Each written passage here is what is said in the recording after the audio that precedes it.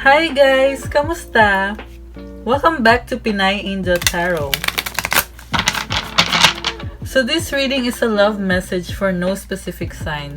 This is for anyone na makaka-resonate sa reading na to. Oops! Oh my, nalaglag. Okay. So, by the way, Happy New Year everyone! I hope okay naman kayo dyan.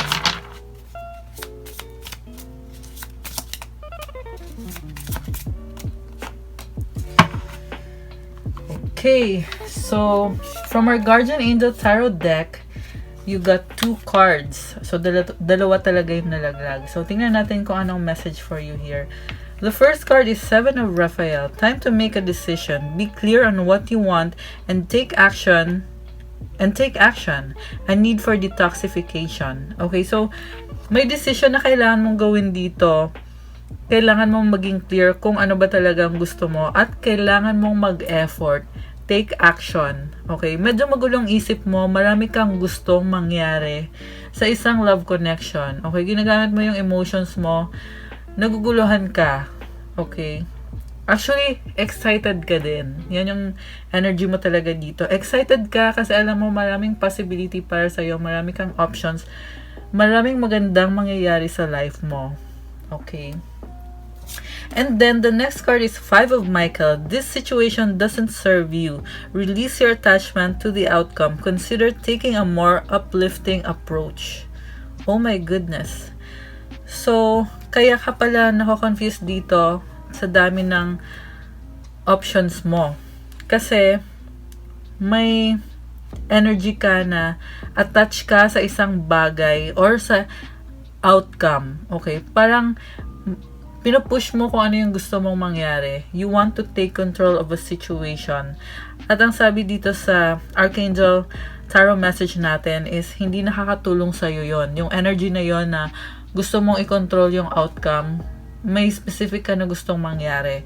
Sabi dito, mas piliin mo yung mas uplifting na approach, mas positive na approach. At ang nakita kong message para sa'yo is piliin mo yung nakakabuti hindi lang sa sarili mo but sa ibang tao din.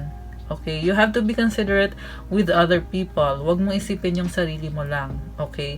Very passionate ng energy mo dito. Kaya lang nagkaka-conflict. So kailangan maging clear ka kung ano talaga yung gusto mo. At the same time, kailangan mong mag-detoxify or i-avoid mo yung mga negative energies sa'yo. Pati na din sa paligid mo. Okay? Kasi, you are very controlling for many of you. Yan yung nakikita ko nangyayari dito. Okay? So, let's see. First card pa naman. First 2 cards. Let's see kung ano talaga nangyayari dito sa connection na to. Okay. So, dito ko na siya ilalagay. Ay, hindi kita. Wait guys. I think dito na lang.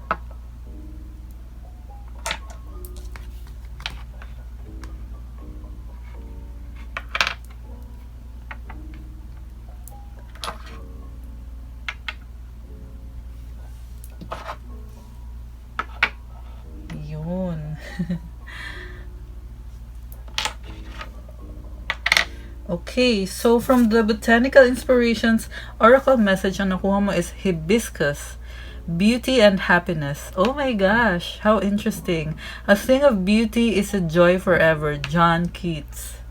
Ano kaya to? So, this is about happiness and beauty and happiness. So, I feel like yung person na nanonood sa reading na to, you are someone who loves beauty, someone na ine-enjoy mo yung mga magagandang bagay sa life mo. And masayahin ka. So, sabi dito, a thing of beauty is a joy forever. So, mas maganda talaga pag na-appreciate mo yung beauty ng isang person or isang situation. Kasi, forever yan. Maglalast yan. Okay. So, tingnan natin kung anong nangyayari sa situation na to.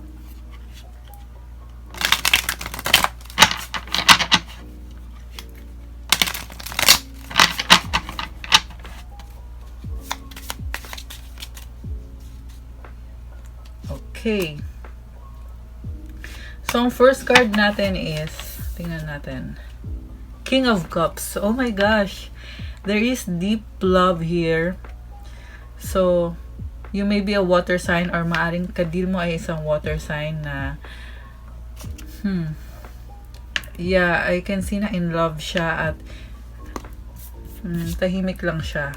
The next card is the Chariot. Wow, hindi pala siya ganun katahimik. Kasi itong the Chariot naman is someone na very passionate and very determined na ma-pursue yung person na gusto niya o mahal niya. So, sa the Chariot, there is action. So, ginagawa mo talaga yung best mo para maging maayos kayo ng person na to, na involved dito. So, I can see na medyo nagsastruggle ka rin, pero hindi ka nagre-reklamo. And you are very patient at parang ginagawa mo yung effort mo in the name of love. Okay.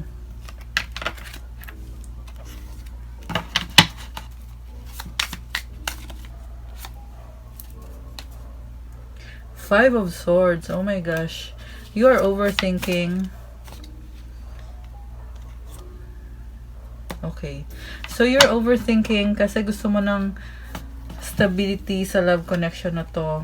Parang feeling mo parang hard to reach itong person na ka-deal mo. Okay? Parang feeling mo talo ka sa love connection ninyo. Mahal mo siya pero medyo nai-insecure ka sa sarili mo. Bakit?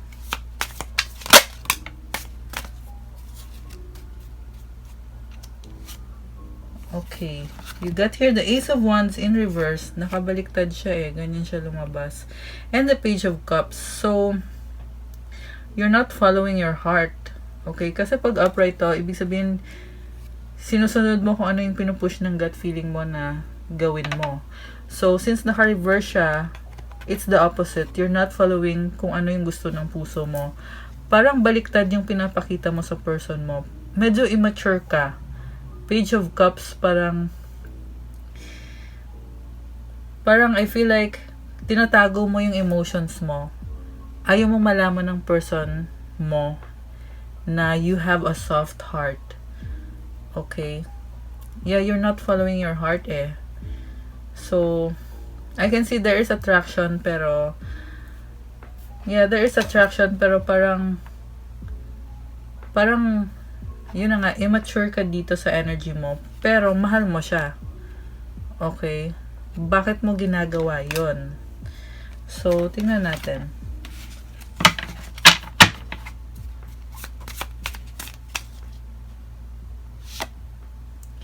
Three of Cups. And Eight of Cups. So, there is walking away. You walked away. Okay? There is a celebration or a community involved dito. So, maaring may family na kayo, may mga anak, or if not naman, maaring may mga connection kayo like common friends or mga kasama sa work na naging close nyo na din. Or maaring classmate ninyo or someone na nagko-connect sa inyong dalawa. Okay, so connected kayo pero hindi mo pinapakita yung totoong emotions mo. Gusto mo ng parang you really want something na yung nafe-feel mo yung value mo. Okay? Kasi parang feeling mo parang hindi ka mahal mo siya pero parang hindi ka fulfilled. Okay? Yan yung energy dito so far. Kasi may connection na kayo eh. Pero you choose to be alone. You choose to walk away. Parang you want something more fulfilling para sa'yo. Pero mahal mo siya.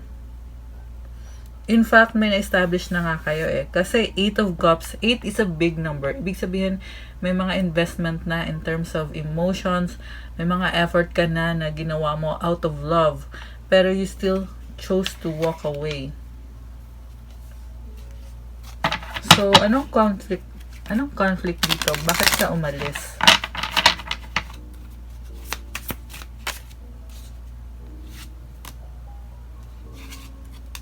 Okay.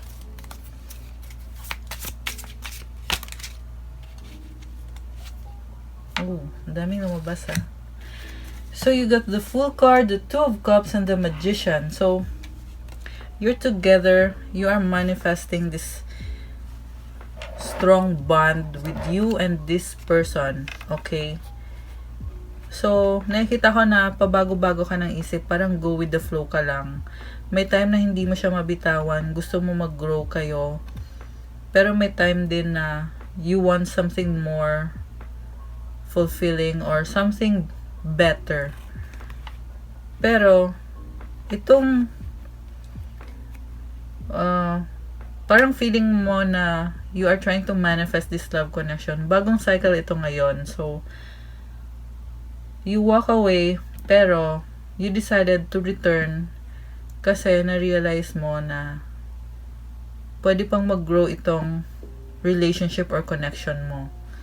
So, you are taking the leap of faith and tingnan mo, malalaglag na siya eh. So, you are taking the leap of faith. So, parang, I don't care kung malalaglag ako. Gagawin ko to. Ito yung gusto kong gawin ngayon.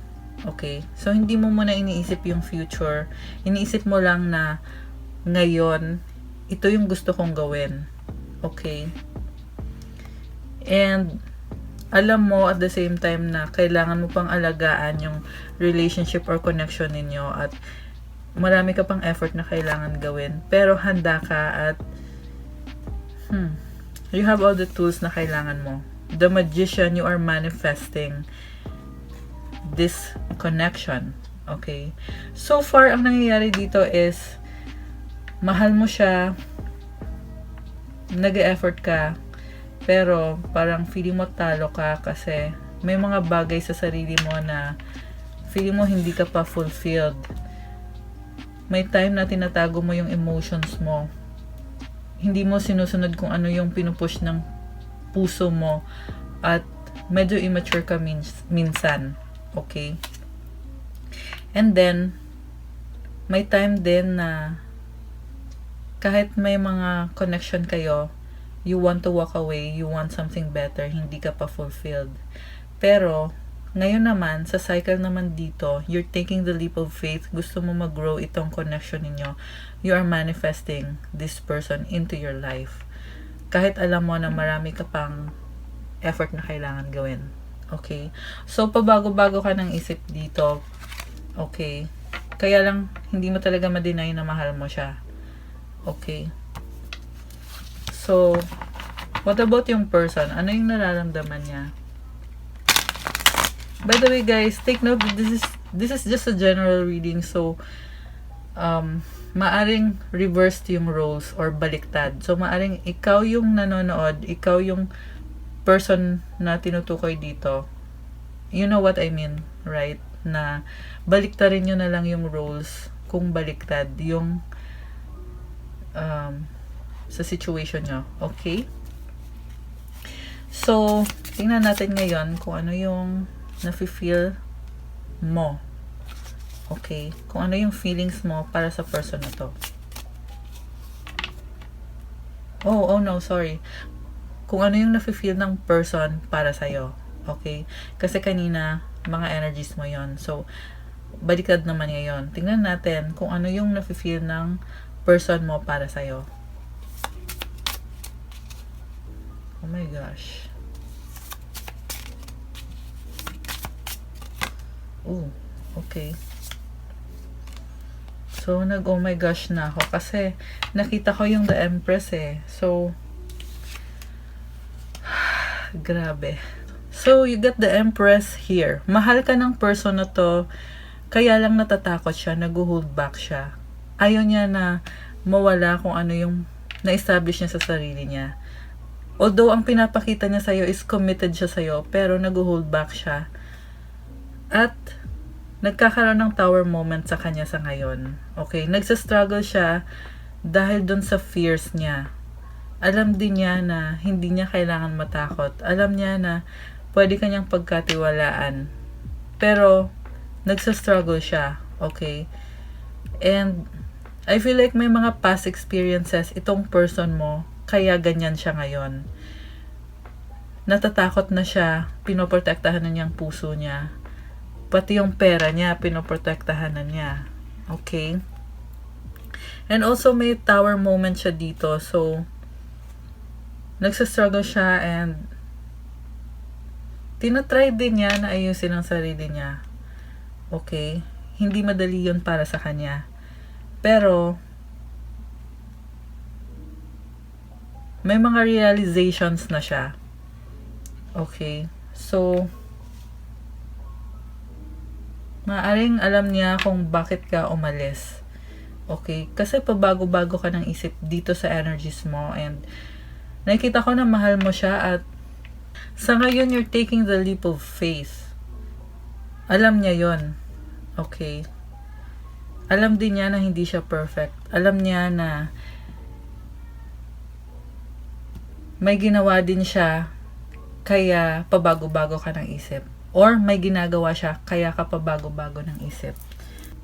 Pero nakikita ko din na itong person na to parang ayaw ka pa niya i-let go. Okay? The problem is takot pa siya na ibigay ang 100% sa'yo. Okay? Oh my gosh. Ang intense naman ng reading natin ngayon. So,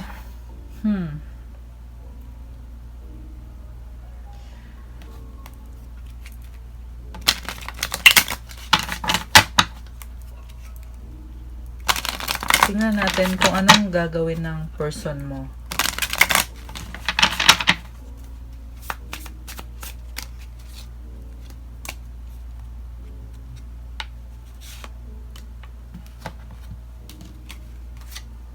Page of Pentacles and the Star. So, mag-e-effort siya. Ayaw ka pa niyang pakawalan. Nangangarap pa rin siya. Iniisip pa rin niya na magkakaroon kayo ng happiness sa huli. Okay. There is hope and inspiration. Inspired siya sa'yo at maaring mag-apologize siya or mag-sorry siya sa'yo. Or if not, there is some sort of effort na gagawin niya para sa'yo. Para mag-improve pa rin yung connection ninyo. Yeah, alam niya na hindi siya perfect. Alam din niya na may nagawa siyang mali. Hindi ka pa niya i-let go. Kahit pabago-bago ka ng isip, kahit may time na medyo selfish ka sa kanya. Okay. Kasi alam din naman niya na may nagawa din siyang kasalanan sa'yo. Nasaktan ka din niya. So, magsasorry siya sa'yo or mag-e-effort siya sa'yo. Pero, yung effort niya is maliit lang. Okay? Hindi pa ito yung bonggang-bonggang effort. Hindi pa ito yung best niya. But, yung kagandahan kasi dito is alam niya na may mali siya. Alam niya na hindi siya perfect. At nag-e-effort pa rin siya kahit papano. Okay.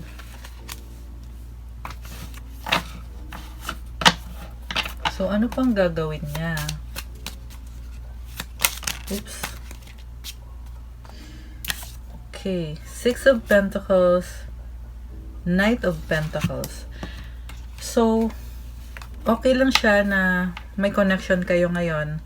Okay lang siya na nagbibigayan kayo, nagtutulungan, and medyo mabagal yung progress niyo pero steady. So, for some of you, talagang committed na kayo. Maaring kasal na din kayo sa person na to.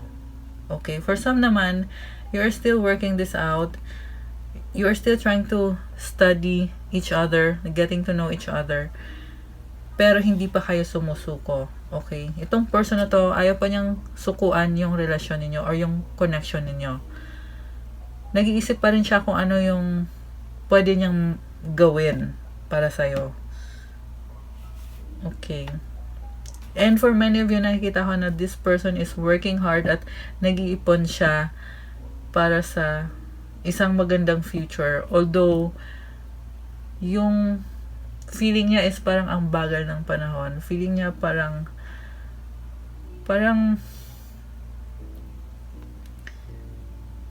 minsan parang napapagod din siya. Okay, kasi nag-iipon siya, struggle yun sa kanya, pero tinutuloy pa rin niya. nag-e-effort pa rin siya. Okay. So, anong mutual energies nyo?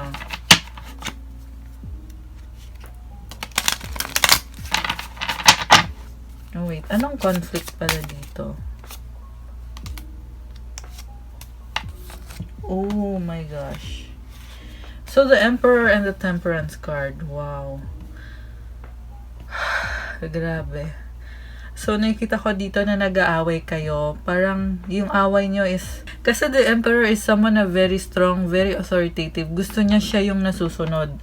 At ito yung energy dito na 5 of Michael, na kaya nagkaka-conflict kasi may attachment siya sa outcome or parang may gusto siyang mangyari talaga na gusto niyang kontrolin yung outcome. Gusto niya na ganito yung mangyari, specific. Pag hindi nasunod yung gusto niya, nagagalit siya.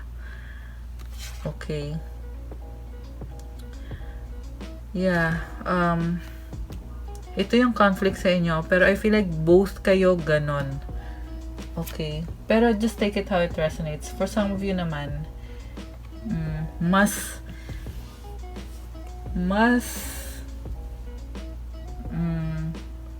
strong yung personality ng isa kaysa sa isa. Okay. And I can see na this is masculine energy. So, kung sino yung masculine sa inyo, siya yung mas strong. Okay. Kung sino yung lalaki or yung masculine sa inyo, siya yung mas strong yung attachment sa outcome or siya yung mas strong yung control na may mga bagay na gusto niyang kontrolin talaga. At kaya kayo nag-aaway kasi I can see na pumapatol ka sa kanya. Okay? Kasi the Temperance card, parang you do this, I do that. Ganun kayo eh. Okay. Nakikita ka naman na dalawa din kayo, you are trying to be patient. Ayaw nyo naman sana itong conflict na to. Kaya lang, marami na din nangyari dito at yun na nga, may mga fear na lumabas dito. Merong insecurity, merong overthinking, and merong control na parang sobra na. Okay, kaya kayo nagkakaroon ng conflict. Kahit, let's say, pasensyoso or pasensyosa ka, pero hindi maiwasan na magka-conflict kayo kasi may kanya-kanya kayong emotions na pinoprotektahan. Okay. So, anong mutual energy ninyo?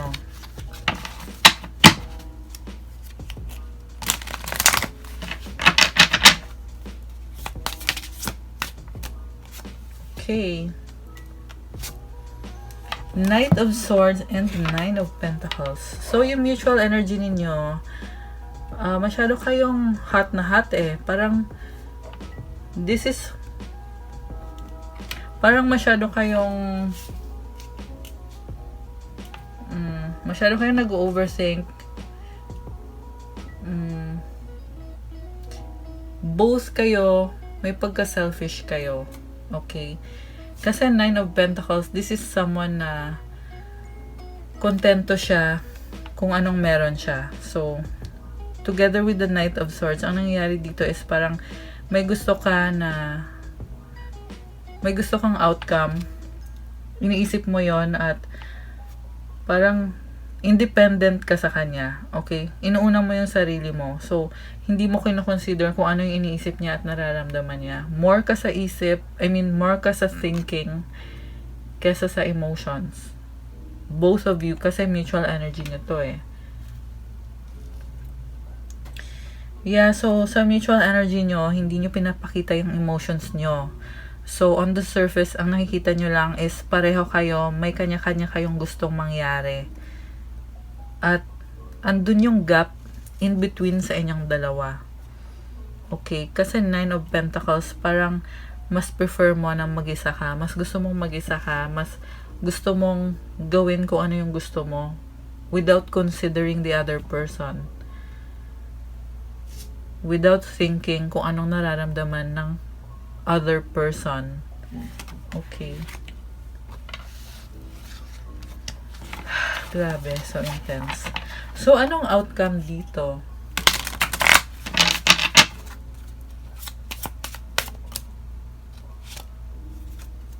Nine of Cups, Three of Pentacles. So, may love talaga. Okay? May love, may partnership. Yan yung outcome dito. So, yung partnership na to is nag-grow pa lang. So, kaya kayo pabago-bago din ang isip. Kasi, hindi pa ganun kalayo yung naabot ng relasyon nyo. Okay? Although, for some, I can see na marami na talagang ups and downs. Pero, yung connection ninyo, okay, yung connection ninyo is, yan yung hindi pa nag-grow. So, maaring feeling nyo na parang matagal na kayo dito sa relasyon or sa connection na to. Pero, sa totoo, I mean, ang totoong energies ninyo is that hindi pa talaga nag-grow, hindi pa talaga ganun kalalim yung connection ninyo ng person na to. Okay? Actually, there is happiness here. There is a partnership. So, yung nga lang, ang daming issue dito na lumabas because of your blockages.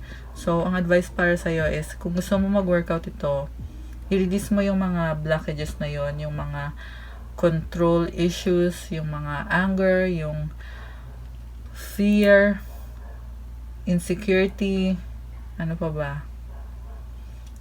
May time na selfish ka. Kasi, gusto mo ikaw yung nasusunod. Ganun din siya. Okay? So, if you want to work this out, kailangan yung mag-compromise at kailangan may balance. 'Di ba?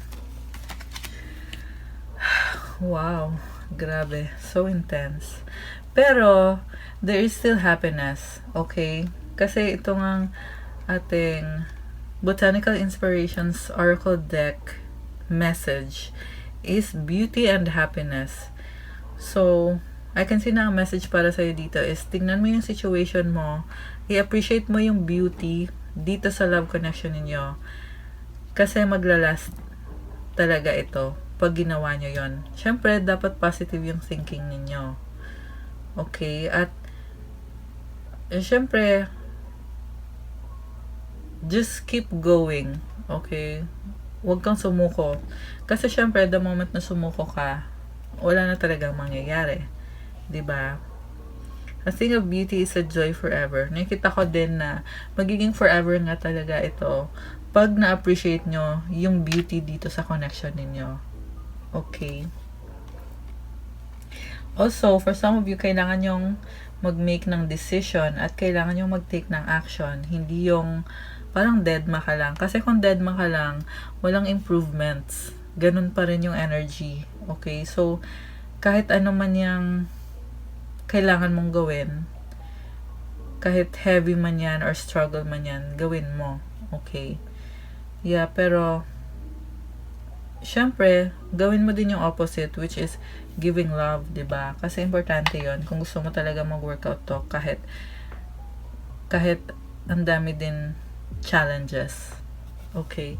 So now i-clarify natin yung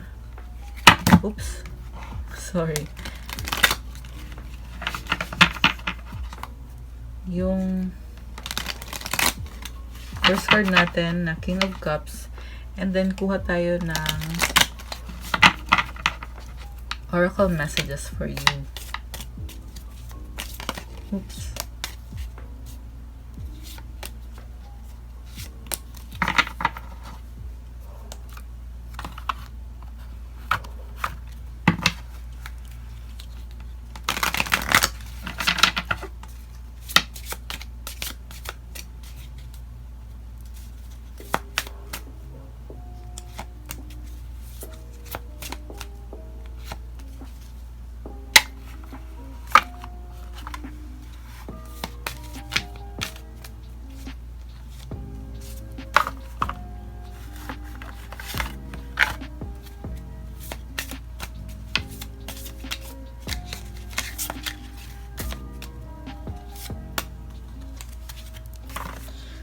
Okay.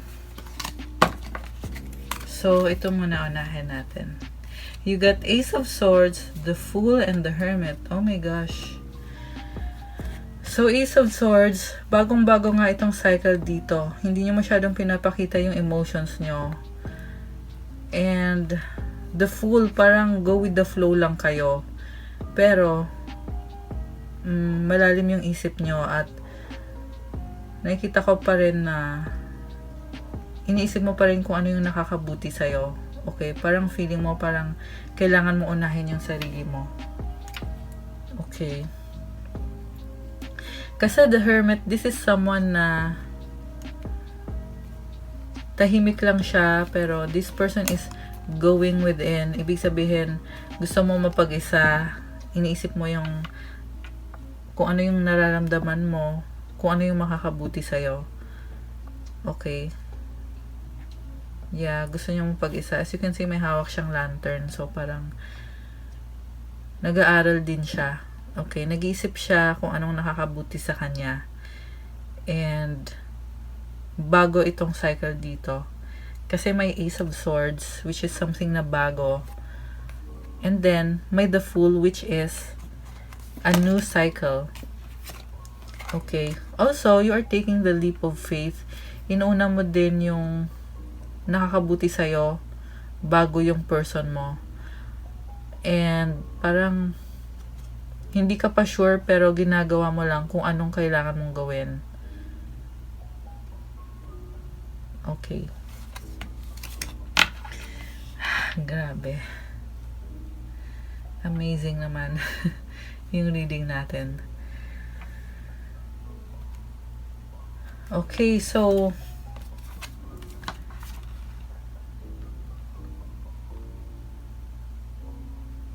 wait. Yeah, I feel like kailangan kong kumuha ng cards from the universe. Kasi kanina ikaw yon. So, yung person mo naman.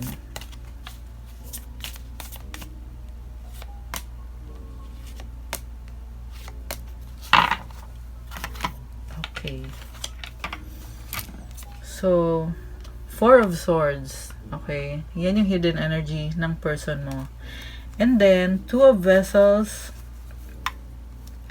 the Lovers, Nine of Vessels. Oh my gosh. You know what? Itong person mo, ang dami niyang emotions para sa'yo. Masaya siya sa'yo at feeling niya marami pa din kayong kailangan pagdaanan. Pero, parang feeling niya soulmate kayo. Kasi may the Lovers dito eh. Plus, kasama yung Two of Vessels. So, feeling niya soulmate kayo, feeling niya ikaw yung pinili niya, at yung outcome is happiness and love, Nine of Vessels. So, not only love actually, but also magandang surroundings, happy community, and happy family, and wish fulfillment. So, sa energy ng person mo, this person is trying to recover kasi may Four of Swords. So, hindi niya pinapahalata na nasaktan siya at nasa point siya ngayon na gusto niya iwan sa past yung mga bagay na nasaktan siya or nakasakit sa kanya. Okay. And then, very emotional siya ngayon at parang ayaw kanyang pakawalan. Parang feeling niya ikaw yung pinili niya. Okay. So, I feel like itong person na to, siya itong may energy na Seven of Raphael na kailangan gumawa ng desisyon. Be clear on what you want and take action on need for detoxification. Tama, detoxification kasi tinatry niya mag-recover. Four of Swords. Okay. So, kaya pala dalawa yung lumabas dito kasi ito siya, ito ikaw. Okay. Ikaw yung kinokontrol mo yung outcome. May mga bagay na gusto mong gawin ng person na to. May mga bagay na gusto mong sabihin niya sa'yo. So, ang advice sa'yo is, mas maging positive ka sa approach mo sa situation. Okay? So, wag ka din sumuko. Gawin mo kung anong kailangan mong gawin. Pero, wag mo kontrolin yung outcome. Okay? At also, mas maging positive ka sa pag-iisip mo. And then, yung person mo naman, yeah, kailangan niyang gumawa ng desisyon at I can see na gumawa na siya ng desisyon, which is to stay. And, yeah, kasi itong the Lover's card is a card about making a choice. So, pinili niya to be with you. Two of Vessels. There is a connection between the two of you. At pinili niya yon. Okay?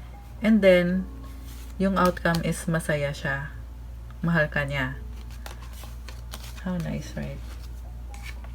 Okay, so now, tingnan natin kung anong oracle message para sa'yo. You got Opal. Let yourself sparkle and shine. You are guided to be bold and show your bigger-than-life side to the world. Wow! So, I feel like for some of you, may certain project kayo na iniisip nyo ngayon or ginagawa nyo ngayon, and alam mo na masaya ka at alam mo na gusto ito ng puso mo. Kasi, ang message sa'yo is, let yourself sparkle and shine. Parang nagsasparkle ka, nagsashine ka, nagbo-bloom ka, at nag-grow ka. So, kailangan mo din ng confidence at kailangan mong ipakita sa mundo na you are a very strong person at marami kang kayang gawin. At you are beautiful and you are special. And then, Sapphire, easy does it. Your health, happiness, and abundance require a gentle approach to life and work. So, wag mong i-pressure ang sarili mo. Dahan-dahan ka lang. Kasi yung health mo, pati yung happiness mo, at yung finances mo, kailangan ng gentle approach. So, yeah, take it easy. Okay? Kasi naaapektuhan yung health mo. Naaapektuhan din yung happiness mo at yung flow ng pera sa'yo.